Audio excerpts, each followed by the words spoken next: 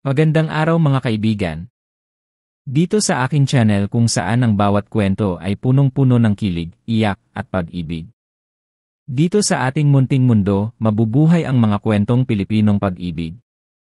Mula sa lihim na paghanga hanggang sa mga love story na sinubok ng panahon. Kung gusto mo ng mga kwentong makakakurot sa puso at makakapagpasaya sa iyo, kahit saglit nandito ka sa tamang lugar, pero bago ang lahat, huwag kalimutan mag-like, mag-comments, mag-subscribe, at share.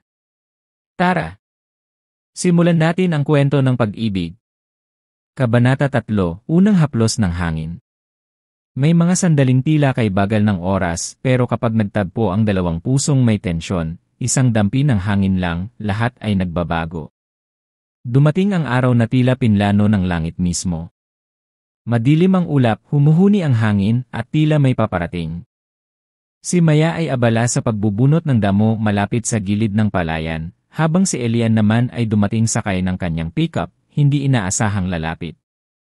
Baka abutan ka ng ulan, sabi ni Elian habang nakatitig kay Maya. Ngumiti siya at sumagot ng walang tingin, sanay na ako. Tag-ulan din ang buhay namin. Tumigil si Elian. May laman ang sagot ni Maya, may bigat, may lungkot.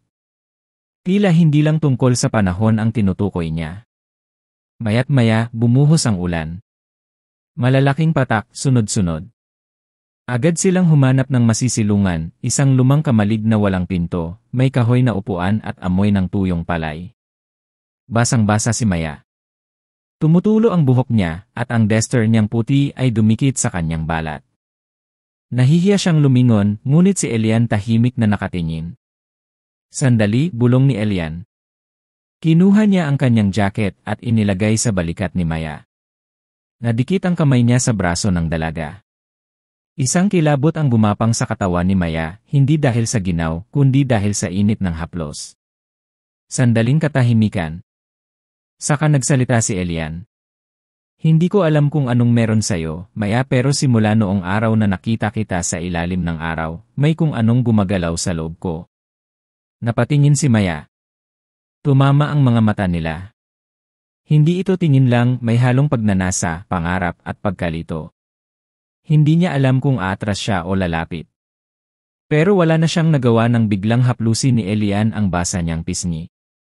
Basang-basa ka na, mahina nitong sambit. Bahagyang gumalaw si Maya, pero hindi upang umiwas. Dumampi ang kamay ni Elian sa kanyang mukha. At sa sandaling iyon, sa ilalim ng ulan, sa loob ng lumang kamalig parang huminto ang oras. Isang halik ang unti-unting lumapit, hindi agad, hindi biglaan. Dahan-dahan, may paggalang, ngunit puno ng pananabik. Hanggang sa dumampi ang labi ni Elian sa noo ni Maya. Sa noo lamang. Mapusok sana pero pinigil. Hindi pa ngayon.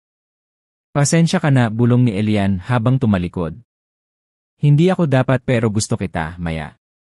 Hindi ko na maitago. Hindi nakasagot si Maya. Tanging ang ulan lang ang lumalakas, at ang dibdib niyang tinamaan na ng damdaming hindi inaasahan. Isang haplos, isang halik sa noo, minsan iyon lang ang simula. At kapag puso mo'y ginising ng isang sulyap, mahirap na itong patahimikin.